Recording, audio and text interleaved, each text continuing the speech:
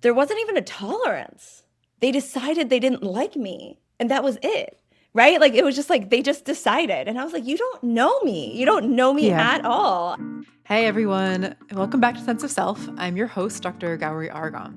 Today's guest is Pooja Bavishi, founder of Malai, a Brooklyn-based ice cream company that has become a cultural landmark for anyone who's wanted their dessert to taste more like home. Pooja is one of those people whose presence puts you at ease as soon as you meet her.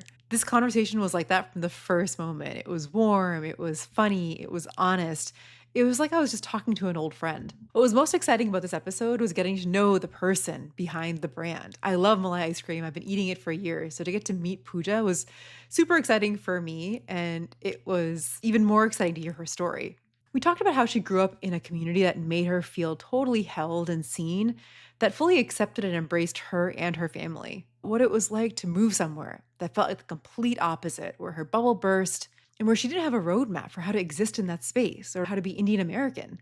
That quiet, persistent feeling of not quite belonging is something that a lot of us can relate to, and it's where Pooja's story really transforms. What she did with that feeling is what makes her story so remarkable and inspirational. This is a story of what happens when you stop waiting for a community that feels like home and decide to build one for yourself. So get comfortable, grab a drink, and let's get started. Sense of Self is a podcast exploring the stories we tell ourselves about who we are, where those stories come from, and what it looks like to reclaim them. I'm Dr. Gowri Aragam, a psychiatrist, and each week, I sit down with powerhouse women of color to trace their origin stories, explore the moments that shaped them, and uncover the transformations in those narratives that made them more fully themselves. Because when you hear someone else reclaim their future, you start to realize that you can reclaim yours too. And just a quick note before we get started. What you're about to hear is a real honest conversation, but it's not a substitute for mental health care. Our guest came into this conversation on her own terms, sharing only what she chose to share, and has had the support of therapy or coaching either currently or in the past. Hi, Pooja. Welcome to Sense of Self. It's so great to have you. Thank you for having me. I'm excited for this conversation. Yeah, me too. Would you mind sharing your full name and where you grew up?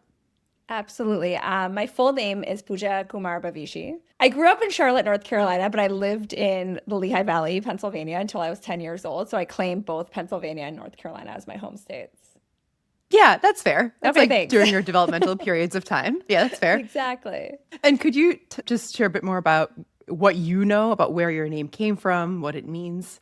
Yeah, my name, Pooja, means, or is what my parents used to tell me. I have an older sister. It's just the two of us, two siblings.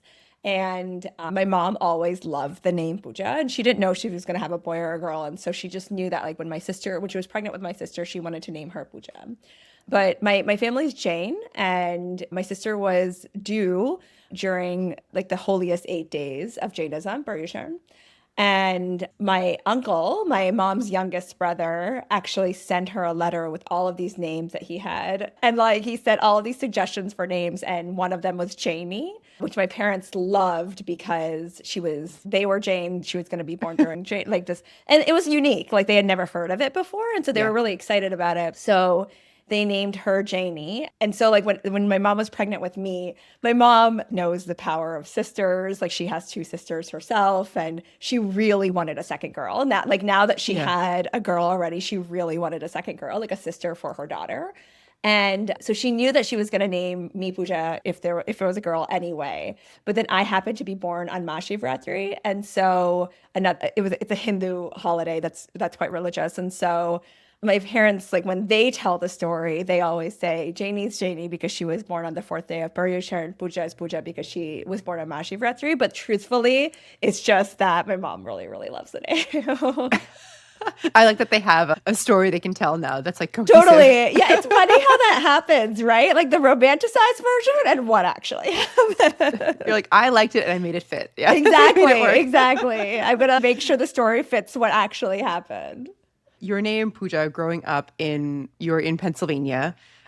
Did you like it? I love my name. I don't remember a time where I didn't love my name. I was never like ashamed of it. Like obviously, like I had a lot of nicknames growing up. I never thought of anything being like, oh, you're making fun of my name.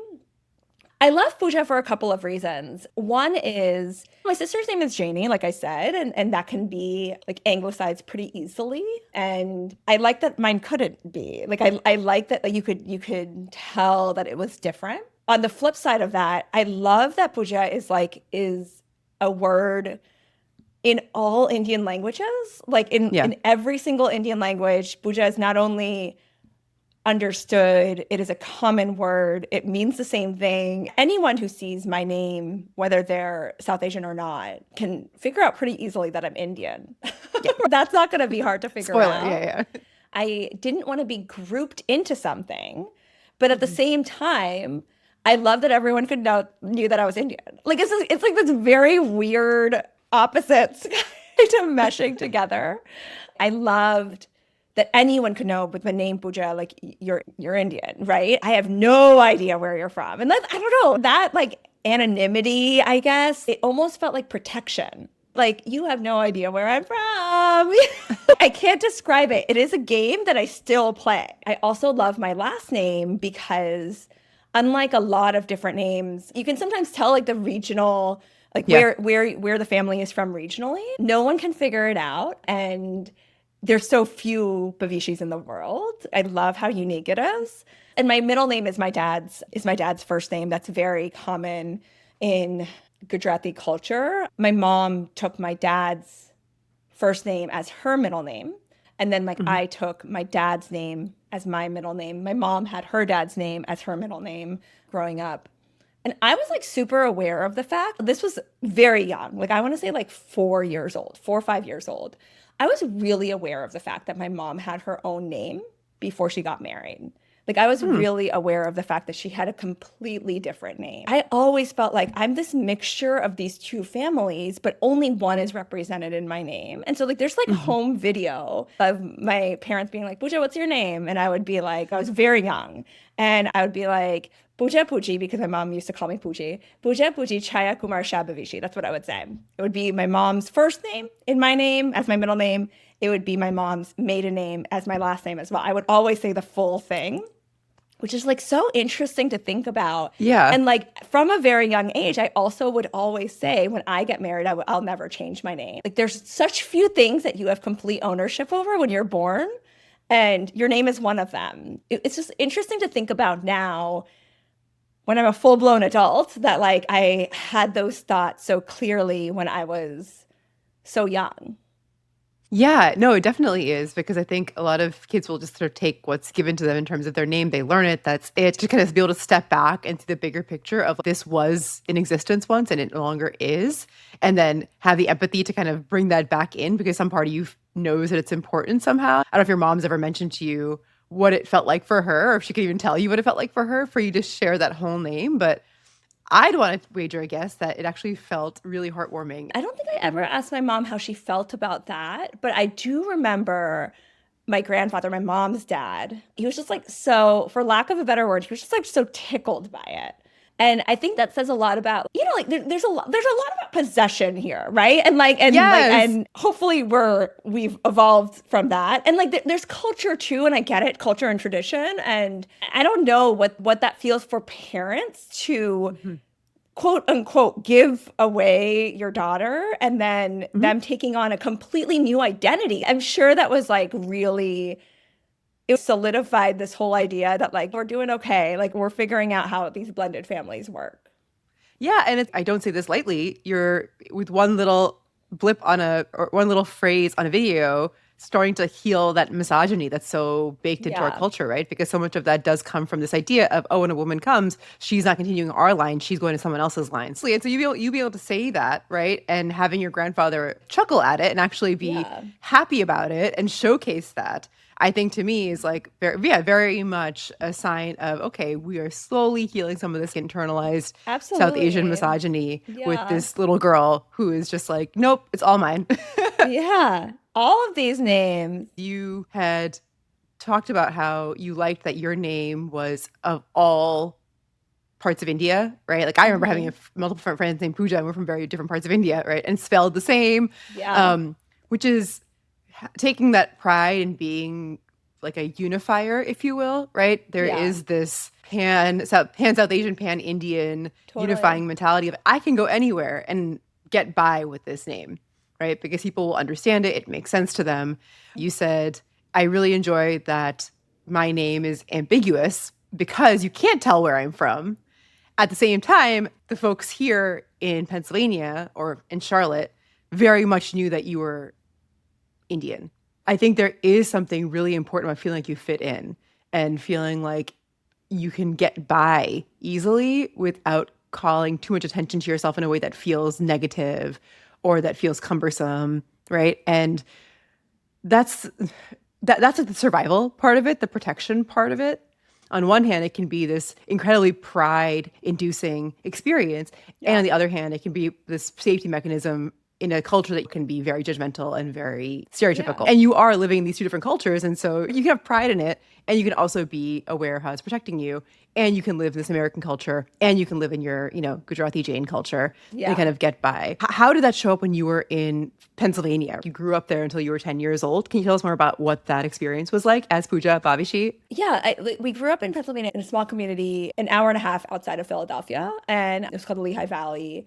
Both me and my sister were born there, and like my, I had we had family nearby in New Jersey that we saw all the time, like every weekend, and my parents had like a good community of friends. Me and my sister went to a very, very small private school. It was like super community focused. Like every class, like grade would have 30 to 40 students. And it just like, it felt like there were a lot of first gen kids from all Yeah. over. My best friend was first gen Pakistani, and another one of my friends was Ukrainian. It felt very normal to have this immigrant community. And I think the best way to describe it is that I felt really safe. Like it was like a very safe time in my life. I did not feel like otherized, othered at all as well. We lived in a neighborhood where there also was like a lot of immigrant families. It Hmm. just felt like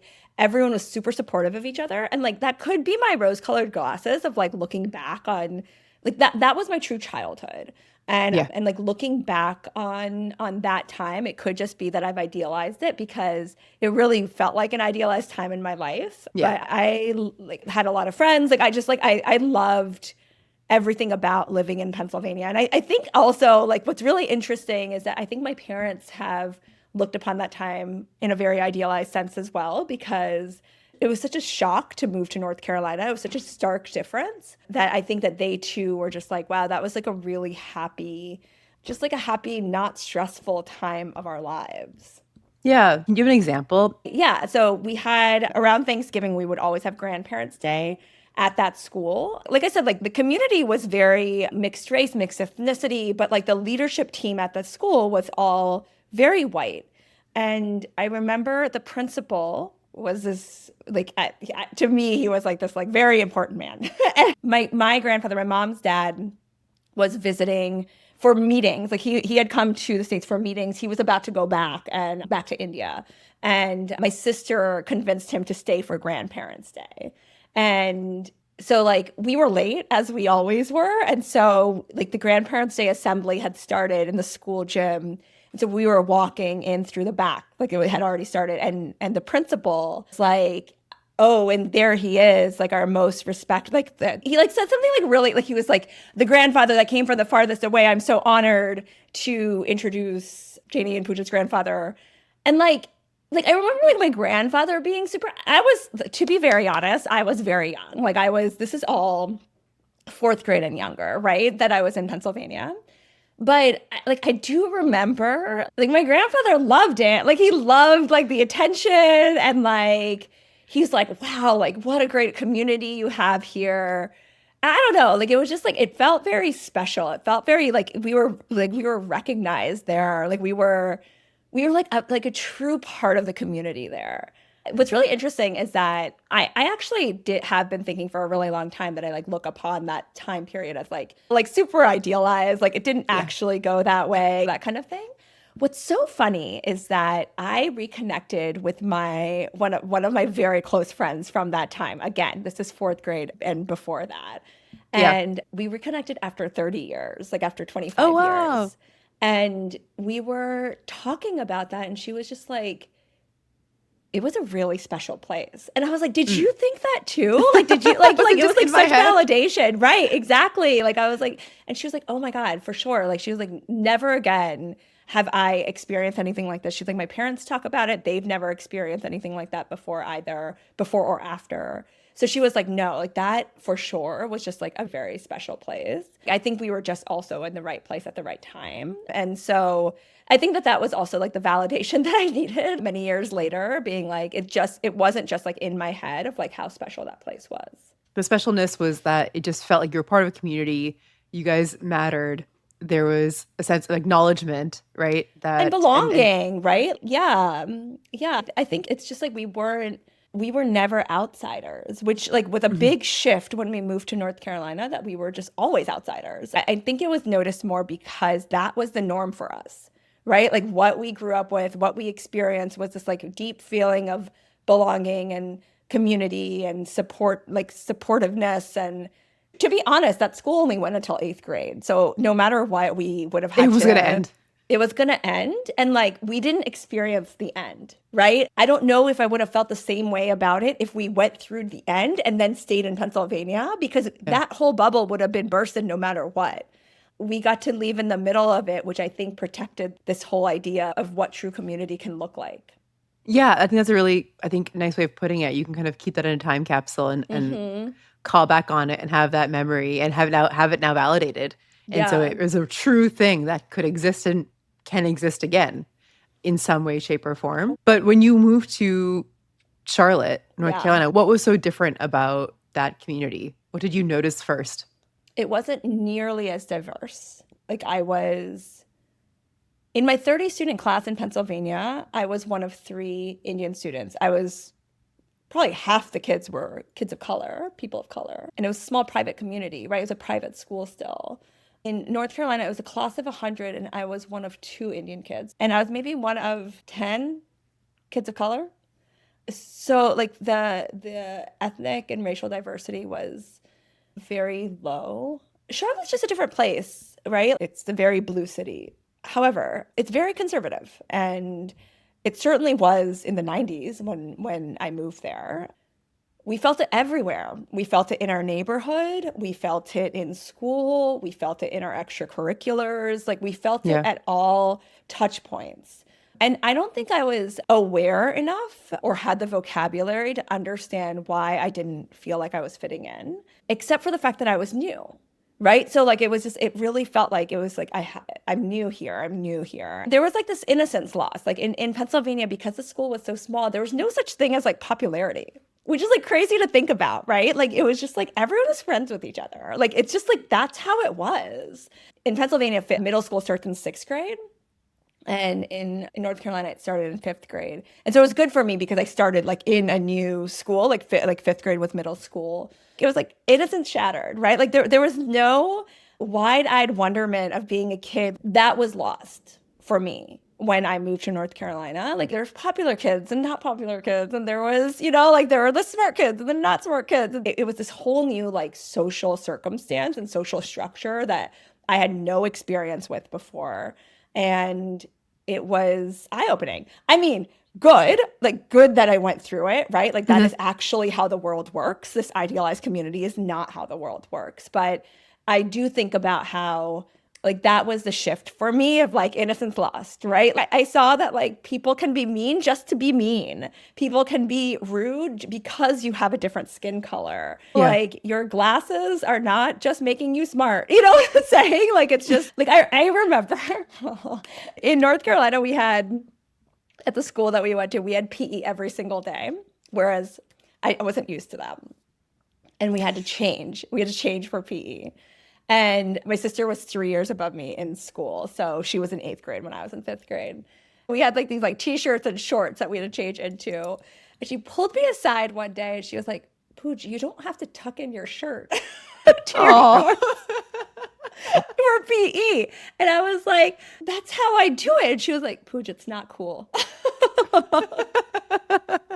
And so that should paint a picture like Where you were starting, yeah. yeah, my starting point, right? There was this like really mean sixth grader who like for whatever reason didn't like me, and there was no reason except for the fact that I was new, is what I told myself. Now Yeah. looking back, I was like, oh, like likely it's because I was brown, right? Like looking back, it's very interesting to like kind of replay these moments in my head where I say innocence lost, but not so lost where I thought that it was like the color of my skin, right? Like it was very much, or like our economic status, right? Our financial status compared to all of these other kids, or what our parents did compared to all of these other parents, right? Like it's just like the generational wealth versus not, like all of that played a role. Even like friends, my best friend's mom, she would like look me up and down whenever I came to her house, right? Like I felt so unwelcome at her house. And it was my fifth grade best friend. Like I'm still in touch with her. But like at some point when I became cognizant enough of like what was happening, I was like, I will never step foot in your house, right? Like if we are ever going to meet or whatever, like it's going to be outside of your house or it's going to be at my house. I remember all of those things like being like, why don't these people like me? What was your answer to that question? I'm new. They don't know me. At Yeah. 10 years old, it was like there wasn't even a tolerance. They decided they didn't like me, and that was it.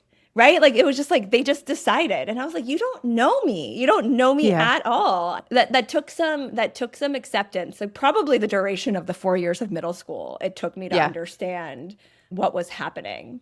Even through all of this, I found my group of friends, right? One of my dearest and closest friends to this day is a friend that I made in sixth grade. And I was happy, right? Yeah. I knew that I wasn't popular. Like I knew that like some kids didn't like me. I was never, not once, like bullied. I wasn't a cool kid, but I was respected because I was smart. I was, I was on the tennis team. I don't know. I was in choir. Like I did all the things that I wanted to do. I was excelling in school and I had my friends. And so I was okay with it. I think when it switched over to high school, it was like, y'all, I'm understanding why this is happening. My first job out of college was at a civil rights organization. And I think all of these things started in high school. I was just like so aware of the fact of like how othered so many people were because we didn't come from the mold that school was so used to. So And how yeah, did you like figure that out? Was that your own observations, the same way you observe your mom's name? Or did you have conversations with friends, with your family to kind of really get a perspective on what was happening and why you were being treated in this way where you were okay, respected enough, but didn't ever feel like you really belonged? what's really funny is that I don't remember I don't remember. I don't know if I had one. My sister actually really, like, she really worked to get a diversity hire in the leadership of the school, and she did it. There's still someone in charge of like diversity education in school. So I had my sister as my role model, right? Like I had my Yeah. sister like always there, and like she is smarter than me. And so like I was like watching what she was doing. I had the internal knowledge that this was happening, but I wasn't articulating it. I certainly wasn't doing like anything like the way that she was doing things. So outwardly, I wasn't doing it. But when she did it, she brought me into it, right? Because again, she was 3 years older than me in school. So she was a senior when I was in ninth grade.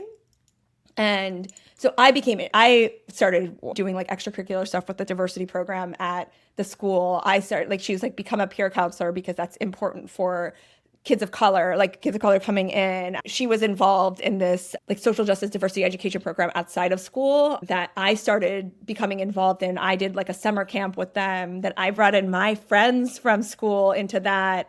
By the end, like I was like involved in everything. In senior year, I peaked in high school.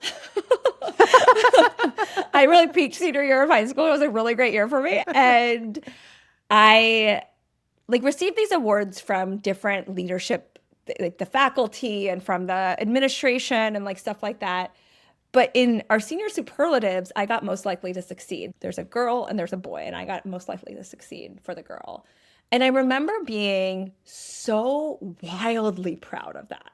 Like, I was like, my peers voted on this and they think I'm most likely to succeed. And it was almost like it was 8 years of validation that I needed right there, right? That I didn't feel like I belonged. I did my best to fit in. I like joined all of these things, did what I could, did things that were important to me, right? But still stayed like pretty under the radar for a lot of things as well.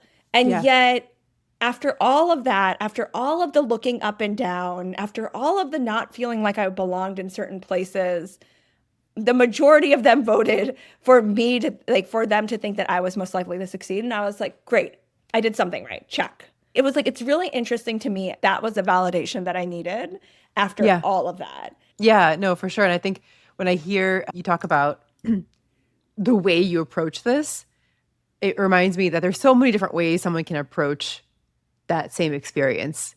One of the approaches is that you end up actually getting smaller because you don't belong, you don't want to draw attention to yourself, you sort of get smaller, you don't engage, fly under the radar and get by, right? I just need to get through this, I'm going to get by.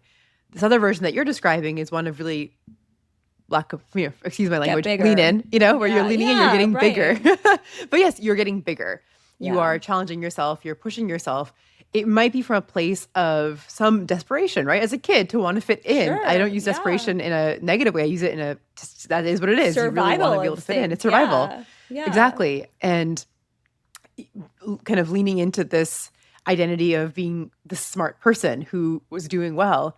And this is interesting, right? Because you're also saying how you very strongly do not like being put into a group or being labeled in that way. But you also, sounds like you said your bubble was burst in some way and you started to realize that was sort of how the world was functioning.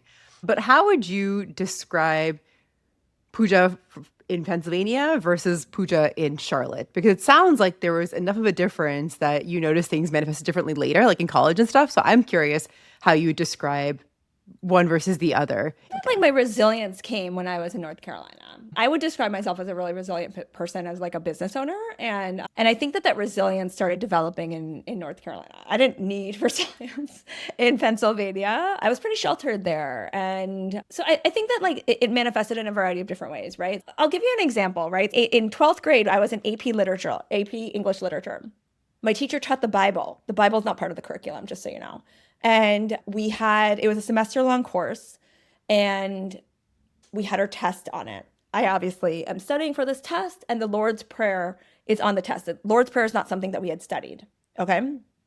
So I didn't do well on the test. I went to the teacher afterwards, and I was like, the Lord's Prayer is, amongst other things on this test, the Lord's Prayer is not something that we studied. And what she said to me was, the Lord's Prayer is something that everyone should know. Mm. And so I went to my advisor and I was like, this isn't fair. And on the principle of it not being fair, like I definitely had allies on my side too. And he was like, you're right, it's not fair. Like, let's see what we can do. But that teacher absolutely threw a fit. In front of my entire class, she called me out and said, I have to throw out this test because Pooja didn't think this was fair. I remember that so well. And I remember being really like, I wasn't like cowering or embarrassed or anything like that. It was mostly like, yeah, yeah, like we didn't study the Lord's Prayer, right? Like that's not something that we studied. That's not something that I know. Yes, like blame it on me, fine. But like this isn't fair to anyone. But I remember like thinking back on it years later and being like, I was 17 years old. And this teacher blamed me in this white private high school in North Carolina, singled me out and was like, she's the reason why I can't teach what I want to teach. And like, you're not going to learn the best parts of the Bible. And I was just like, we didn't learn it anyways. Yeah, like I was just like, way to traumatize someone, right? I had like the attitude I had about it. I was also like, again, very competitive. And I was like, I'm not going to get a bad grade on this because of something that I didn't do. Yeah. But like, yeah, like those were the things that I became really determined. Like, I think that like I became really resilient. I became really determined. It was almost half of which like, let me show them kind of thing. Half of like, let me show myself. I was and still am very, very, very close to my sister. And like I think she paved a path for me as well. She actually like had the harder road of the two of us. She was moving in 8th grade. She like had the same bubble that I did in Pennsylvania, except she was 3 years older. And she was doing these things for the first time, whereas at least she was paving the way for me.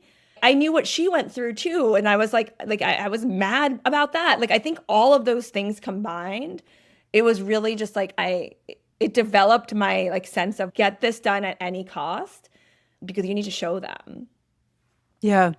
No, I mean, this is so like beautifully showcasing how kids are, right? And how kids make sense of what's around them. And we talk about resilience. And so often we talk about resilience in the face of systemic unfairness or Yeah. injustice, right? Which is Hmm. frustrating in the least, right? Because it's like, why do I have to build resilience? Because the authorities are not supporting me in the way that I would need a person should be, especially in Yeah. these structures that are set up in this way. What sticks out to me, well, many things stick out to me in what you shared, but one thing is how all these different instances and messages make their home inside of you. Yeah. Right? What does it mean that about you is what I'm saying, right? What does it mean about Pooja that this happened? What does it mean about Pooja that you are now being blamed for something at 17 that in your mind you're like, well, this is just normal. Like, why would you put something on a test that we weren't assigned to study? Also, why are Like, we studying the Bible? It's just oh, it's not that's a part whole of the different question. curriculum. It's a whole different question, right? But it's like, if from your competitive space, you're like, well, it Yeah. wasn't in the study It material. wasn't. Why should this be there? I think that talking about it and not talking about it, everyone kind of understands the social dynamics here, right? Like, Sure, I sure. wasn't popular, but I wasn't unpopular. I was respected. I think that's the main thing. I was respected. And so, like, when that thing happened with the teacher and the Bible and all of that, honestly, I remember walking out of that classroom as well, and everyone focused not so much on the fact that like we were taught the Bible when it wasn't a part of the curriculum. No one really focused on that part, but everyone did focus on the part that one particular thing wasn't part of the things that we studied. And they agreed with me, right? It wasn't it like we walked into Yeah. that classroom and I didn't feel like I had to cower. I didn't feel like I had to be like, sorry guys, look what I did. It was more Yeah. like, thanks for talking to her about it, Pooja, right? It was more like stuff like that. It was like very focused on the fact that we were taking a test. Yeah. I didn't feel unsupported by my peers. But like school is a safe space though, right? It's supposed to be at least. Supposed to be, yeah. And it's just like you come across these people who are so wonderful to you. I have a handful of teachers from that time period where I was just like, I couldn't have made it through without you. And then you have teachers like this, right? Who are just like, I don't know what her motive was. I don't know what was like actually in her head. Yeah. But clearly she did want to otherize me, right? Clearly she did see that like you are not Christian, but you need to learn this. What does that even mean? Our teachers should be the ones that are lifting us up. Did that make you question authority kind of from that point onward? Do you feel like No, you felt because you like I couldn't rely said, on like it? I think that I had so much, it was so half and half. I think I was confused, right? I Mhm. think like more than anything, and I'm also like, I'm a rule follower, I'm a people pleaser, right? I am all of those things as well. And so if the authority said so, okay, fine. But I also like, I demand a just space for that teacher. I didn't think it was fair. And Yeah. so like, instead, I got validation from my classmates. Like ultimately, I won. And so I got that validation in other ways. We've talked about your kind of journey to adulthood, essentially, right? And the Yeah. lessons you've learned along the way. And one was that very common thing of, let me show them I must succeed. I will do well. It sounds like your sister is a whole other story in terms of the path she paved and what you didn't have to deal with because she dealt with Yeah. it. And clearly, like, you know, how she guided you in ways to become more engaged and more active. And so I think Yeah. that's really beautiful that you had the power of sisterhood that your mom wanted for you when you were younger. Yeah, that's true. Here's like the Good most connection. amazing the most amazing existential sort of example of that, right? Yeah. Your mom couldn't predict that that's exactly how it would show up, but that is huge because trust me, again, like I've seen many other examples where this goes very differently. Of course. This goes very, Of very course, differently. you can't plan this. Yeah. It's so always interesting for me to hear how, and really heartwarming to hear different folks and how different folks navigate these circumstances Yeah. because it can be so different depending on your family structure, their support, who your older sibling is, how they prepare you for this stuff, how anybody prepares Yeah. you for any of this, let alone what you've had beforehand. Like you had this shining example of what it meant for things to be just and fair because it can be a talisman of hope. And I think that pulls a lot of people through these times of life is to be able to hold on even to this memory, what right side up feels like when things are like kind of going upside down. And when people don't have, that's often when they kind of get stuck in the upside down. That was a very Stranger Things reference if you watch that show. Moving on to college. I know you stayed in North Carolina for college. I did. And I know we talked a little bit about how your relationship to being Indian had Yeah. shifted throughout this Charlotte experience, right? And Yeah. then manifested a certain way in college. Can you talk a bit more about that? Yeah, I think that the thing about my high school experience is that I very much identified as a person of color. And I was very Indian at home, but I didn't feel like I got like the Indian experience outside of my house. My parents were building a new business when we moved to North Carolina, and so like Mhm. didn't have time to build the community that they did in Pennsylvania. My dad had been there Yeah. for years before I was born, and so Yeah. there were such old friendships there, which like they had to start from scratch in North Carolina, which like if anyone is building a business, they understand that it's hard to do. It's hard to like carve out time for that. We didn't have any family nearby. And so like whereas like I was very used to seeing my cousins on like a weekly basis in Pennsylvania, we would see each other once a year. And that was a big shift.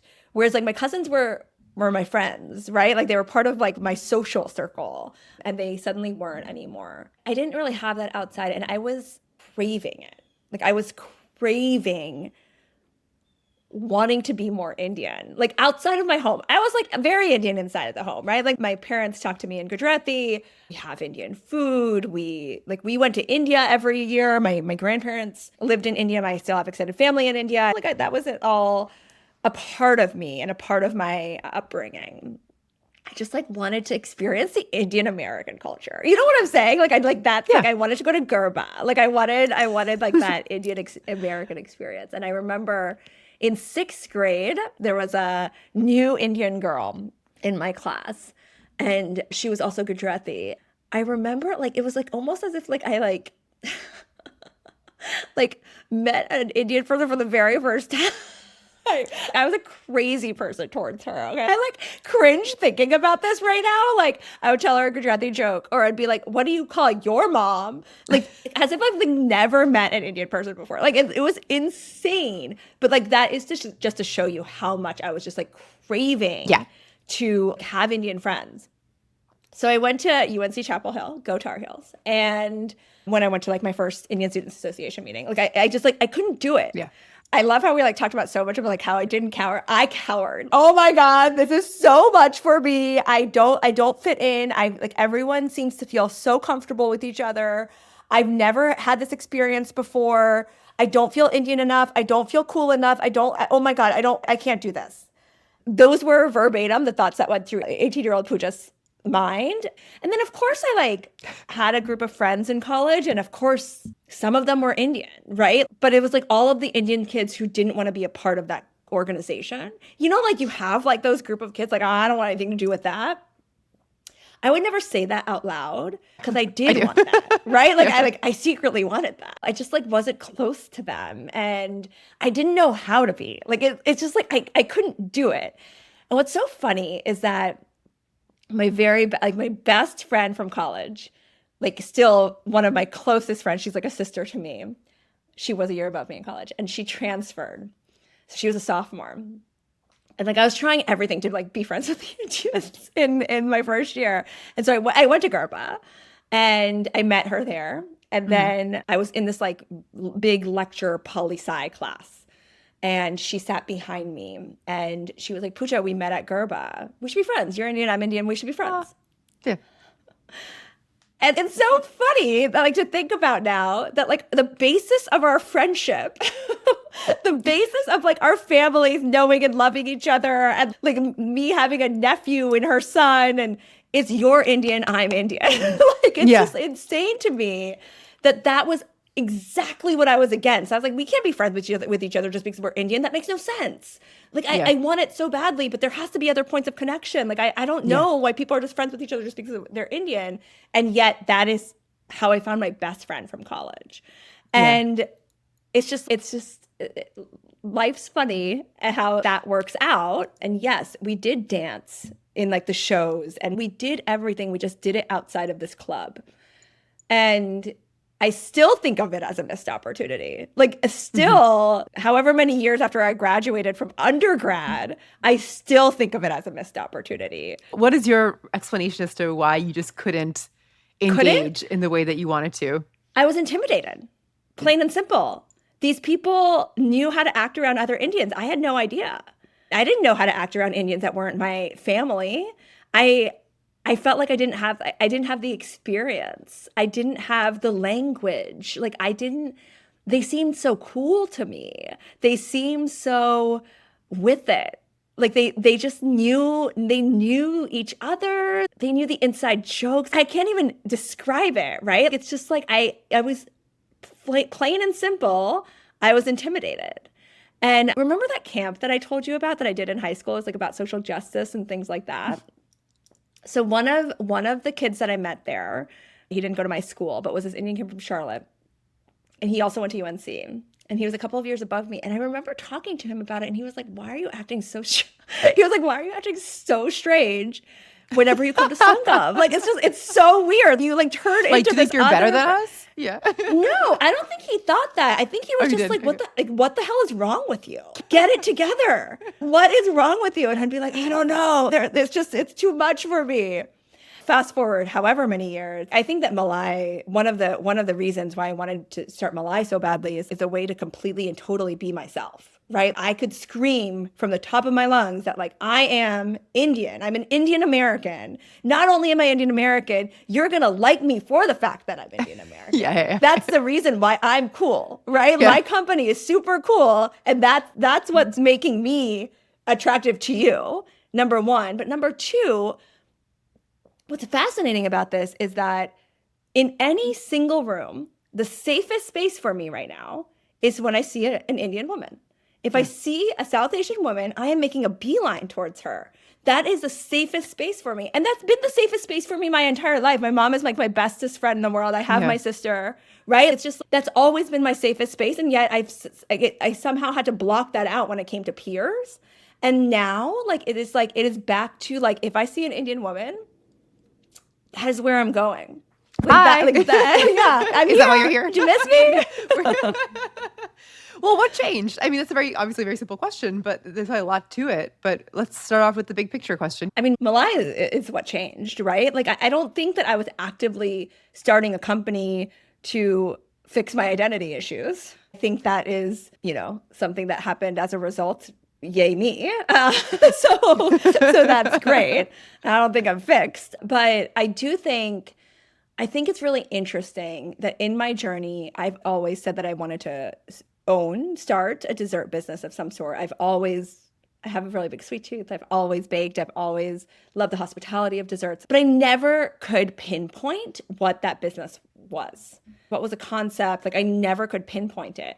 Malai came like this. I happened to make ice cream. I happened to flavor it with Indian flavors. And it was like almost like, you never know that it's an aha moment until afterwards. But yeah, I almost could experience, I could almost feel like it was an aha moment. Oh, like this is actually me in a product, right? This is like this like balance of being American and having Indian heritage. Right? Like I can present as completely and totally American because that's what I am. Mm-hmm. And American comes in all different shapes and sizes. And this is the new Briars, right? This is the new Edie's, right? Like this is what it can be. Like it was almost like this like, oh, right. Like this is me, right? This is me. I had no problem growing up being Indian, relating to India, Indian culture. I think all of my intimidation came from being Indian American. And I think that that's the unlock that Malai gave me, right? That like I always say Malai is about defining what American flavors are and who gets to define them. And what is more American than being Indian American, right? Or being Filipino American, being whatever, right? That all of us were always American and we were otherized for no reason whatsoever. And this is where I can reclaim that and be like, hey, no, we're American. You'll see us in Rittenhouse Square. You'll see us in Carroll Gardens, Brooklyn, right? Like we're not gonna be cowering anywhere else. Yeah. And you gave me chills, Pooja. It was so inspiring. I'm like, I'm off to save the world. No, but seriously, I think that, no, but in a real way, right? I think, well, one, I love ice cream. So I always also wanted to do dessert business. Even people who say they don't like ice cream, they love it. No, it's like really a religion in my family. It's a problem. Okay. Like my husband is like, why do you all discuss ice cream like you're like a UN conference? Like there's like real stakes. This is insane. But no, I understand what you mean in terms of the Indian Americanness, right? Because I think what you're also getting at is people talk about this a lot, right? There's a lot of discourse around how there's these bubbles of Indian culture that we as Indian Americans still partake in, still feel comfortable in. That's an India that doesn't exist anymore. We experience India in this time capsule, but our parents knew, and we feel a lot of comfort in that time capsule Yeah. for what it has brought us and what it means to us today and what we want to preserve of that. Okay, well then how are we going to bridge that time capsule and embrace that time capsule and also be here? And I'm a psychiatrist, I'm a person, I'm an Indian American. I've worked and seen and spoken to, gone on dates with a lot of people who navigate that very differently, right? Yeah. Where there can be a lot of the shunning, or a lot of the stereotypical self-hate is not a clinical term, but I think there's a lot of discomfort with self, right? A discomfort and not really knowing essentially how to bring these things together. Maybe even shame around certain things that you don't even realize you have shame around Yeah. because it caused you so much pain growing up that you don't have the words to describe. Yeah. And the reason I'm bringing this up is because you're talking about really exploring yourself and understanding yourself beyond the ethnic grouping. You are expanding outside of that. You are engaging outside of that. You are engaging in spite of that, right? And so what are the social cues? What do I say? How do I be? How do I hold myself? What can I laugh about? Or what jokes can I make? I don't understand that joke, right? I don't get it. I didn't have that experience growing up. I didn't sneak off to Garba. It was almost like better. Like it was almost like I'm not gonna do that, right? Like just be friends because we're Indian. Like that makes no sense. I mean, again, looking back, it was this huge defense mechanism. I rejected it over and over and over again. And there's this one girl in freshman year, we were like moving in, it was like move-in week. And she came up to me, and remember I said that people say to me all the time that I don't look Gujarati? She came up to me and she said, "Are you Gujarati?" And I was like, "Yeah."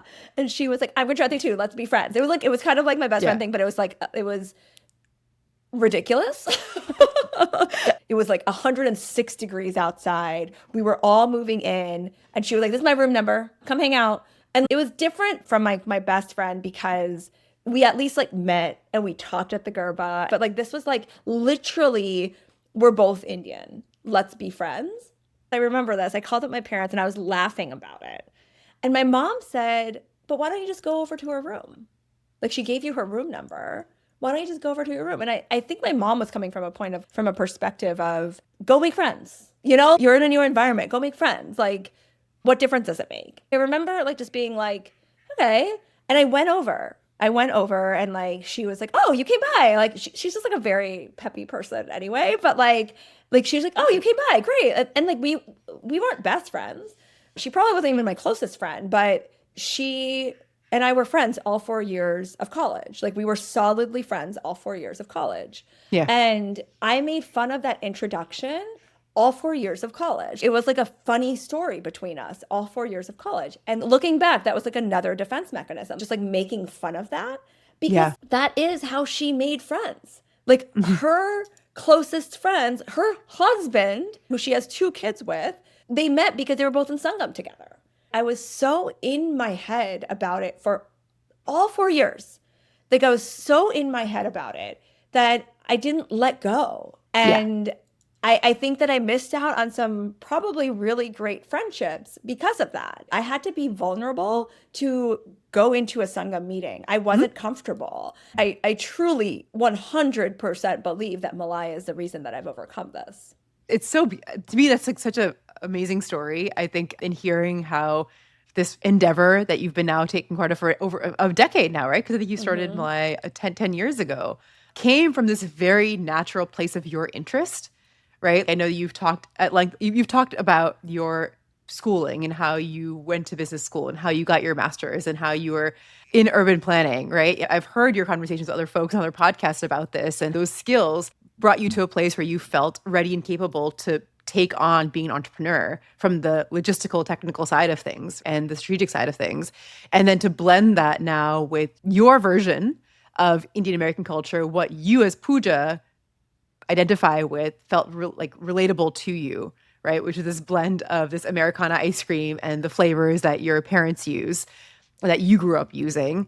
I think to blend those together requires a lot of vulnerability. Oh my goodness, to then present that at meetings, to raise money for that, to get people to buy, to get people to support you, requires to be vulnerable and to really showcase your Indianness in a way, to me, that may have been very intimidating to an earlier iteration of puja. You know what I mean? Yeah, I agree. I agree. I think that I'm a firm believer of things like that things happen exactly when they're supposed to happen. And I agree with that. I think that I'm at a place with Malai where like part of my storytelling, like I'm raising around right now. So I'm like talking about leading this company kind of all of the time. Hmm. And one of the things that I talk about is that like I am uniquely qualified to run this company. And part of that is because it's coming from the perspective of Pooja Bavishi and all of that, but also because I'm an Indian woman.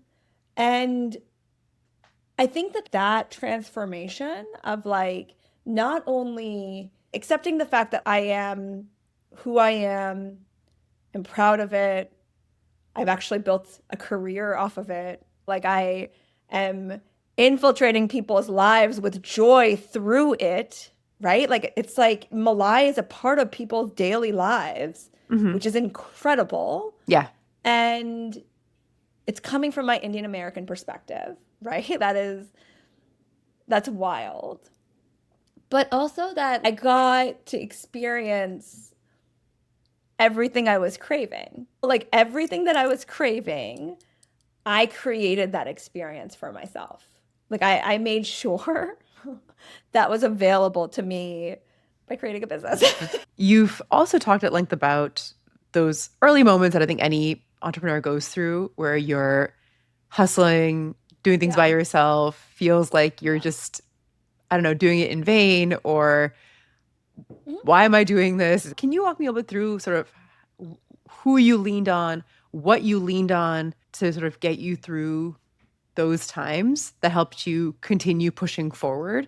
When you have a business like mine, where you're Hmm. putting yourself out there, the entire Yeah. business exists because you exist, and people Yeah. question that, you're questioning yourself, Correct. right? When you're raising money and people are poking holes in this, you're questioning your entire being. It can get to really, really low lows.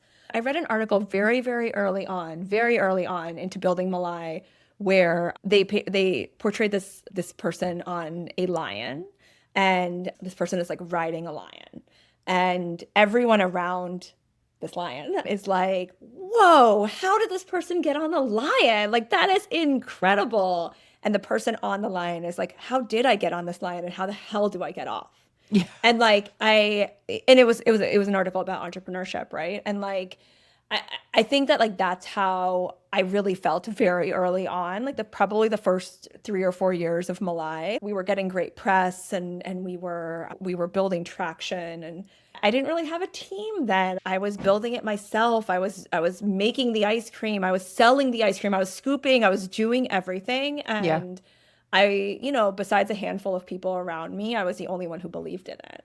And that kind of is a through line for any entrepreneurial journey, that like no one's going to believe in it as much as you do. Maybe your parents. I have parents that believe in it as much as I do. Like I always talked about keep your community close. What I've learned since then, though, is the other part of this is what I didn't realize in my early journey, and what I've realized in only the past like 1 or 2 years, is to keep your founder friends close. I think that it's really easy and almost expected to always have this face on, to always have to paint the best picture possible. You don't know who you're pitching, you don't know who's in the room, you don't know who's listening, is something that you hear all the time. Yeah. And as soon as I became more vulnerable with founder friends, it was a game changer. Like I was almost, again, defense mechanism. There was this really low point where I literally was like on my bathroom floor, like wailing, like crying, like I could not like get myself out of it. Like I had reached a new low, and I was joking about it to a founder friend, and she was like, "Why are you joking about this? Like this literally happened to me a couple of months ago too." She's like, "Doesn't it happen to everyone?" And since then, I've just been like, oh, it was like this realization, right? Like it does happen to everyone who's building something that like no one else believes in. It does happen to Like no one has a cash runway the way they want it to have. No one has the perfect every single slot of their team filled the way that they want to have. No one has the perfect investors, like the investor group that they thought would take them to the next. No one has that, but everyone's pretending they do. Yeah. And as soon as you take that mask off and you can talk about like how low things can get, and they Mhm. can get pretty low. I think it was just like this game changer of like that, like not only do I have my people who absolutely will support me no matter what, like they will be my rocks, they will be like my glass of wine, my funny movie, like they will be all of those things, but they actually are not going through it, right? Like they don't know what that experience is like. So I'm so grateful for that, that I Yeah. have that. A lot of people don't. So I do have that. But I think that talking it through with someone who has gone through it is a whole nother level of unlock that I didn't realize. Again, I wasn't vulnerable enough to access before. And I think at this point, that's been like my saving grace that like it's there for everyone. Yeah. And that you believe that, right? I think that's what's Yeah. tough because I think folks can sometimes be told that and they're like, oh no, that's just their experience. But I think being able to Hmm. really realize that it is true, kind of in some ways, you're not different. And in not Alone. being Yeah, different, it's actually exactly. that in and of itself is very protective. Well, You're and not also quote better. it's You're not, you have to shed those defenses, what I'm saying, right? You have to shed those defenses of exactly. being I different. think for me, it didn't come from a better or worse. I actually thought that like I was the Yeah. only one going through it because I did something wrong, right? Like Yeah. it's like Mhm. I didn't follow the trajectory that I was supposed to follow, so that's the reason why I'm going through it. But it turned into, well, Pooja, you're not better than anyone else. They're also crying on the bathroom floor, right? Exactly. Like it's like Yes. it turned into that, and so like I think that. I mean, it took the vulnerability on both sides. Things are changing at a rapid pace. Things like for business owners, there's so many external factors that we cannot control. I think that the shift has gone to like let's be real about this for a second. Really, I'm glad I'm a part of that shift. Yeah, I can tell. And it's really special that you've built that community for yourself. And I know you mentioned not everyone has that, but again, it's a really, I think, continues to be living testament to what you had shared before in terms of how you've shifted, how you've started to engage with your community in a different way. And you've actually found a multifaceted community now that I think does embrace these different parts of you. I think it's been an evolution, even within the journey of Malai. Yeah. But I do remember there was this shift in like a packaging design element that we decided to make, and we still do this today. Every single pint has like a story from me of like how this flavor was developed, and I think like as I was writing those stories, I realized that like I'm being so truly authentic to myself. I've never claimed to be authentic to anyone but myself. Like I'm not trying to like represent an entire culture, an entire country, an entire Yeah. sector. Like it's just like very much like this is how I grew up. This is my inspiration. But what I love about it is that is the point at which other people relate to it. Yeah. And so I've told this story often, and so you've probably heard it, so forgive me. But very, very early on in Malai, it was like the first summer that I was scooping. And it was the day that I had launched our orange fennel ice cream. And I love fennel seeds. It's probably one of my top one spice. And like it's my favorite spice, is what I'm trying to say. Yeah. And I had fennel seed ice cream in India before. It was so good. And I just wanted to brighten it up with some orange. And so I made an orange fennel ice cream. And this woman came and bought a scoop. And at that point, I was like following every single customer with my eyes to see how they would react because it was like still so new. And she turned around and started walking back towards me. And I just knew that like she didn't like it. Like she was about to tell me that she didn't like it. And she said to me, she was like, I just wanted to let you know that I like my Italian grandmother used to make orange and anise cookies. And I haven't had that flavor combo since she passed. So I just wanted to thank you. It's like fennel seeds are so to me are so Indian, right? Like they're so present in so many different things. And I just made something because it was so Indian to me, Yeah. right? It was so To Indian to you. Yeah. me Hmm. Yeah. that, and I shared it. And it was so Italian to her. And like I just like I love that. I love that like anyone can connect to it and anyone can connect to flavor and food and stories and like now anyone can read it, right? Like that this is something that like really came from like my Indian American self. But what are you relating to, right? Like it's just like Yeah. how are you connecting to this flavor? And that will be like something that I will never get over. Like it'll always still like make me so happy. You mentioned that in the early stages of being a founder, and even now, when someone rejects Malai or doesn't like it or makes a comment about something, it can feel like a personal Yeah. attack, or it can feel, yeah, it feels very personal because it feels like you are this brand, the brand is you in some ways, Yeah. which can get very tricky when you are your own person, you aren't actually Malai, but it can feel that way. So Yeah. just curious how you have managed since then to help distinguish you as Pooja from Malai so that those types of comments Yeah. don't hit so personally and you can actually keep moving forward. Yeah. I think that it's still a work in progress. Like Yeah. I don't think that like I have completely unmarried those two things. A couple of things have helped me. I don't get offended by bad reviews. If it's bad reviews about things we can fix, i.e. operational things, service things, 100% I'm going to take that seriously and we're going to take that feedback and my team is going to take that feedback and we're going to change it.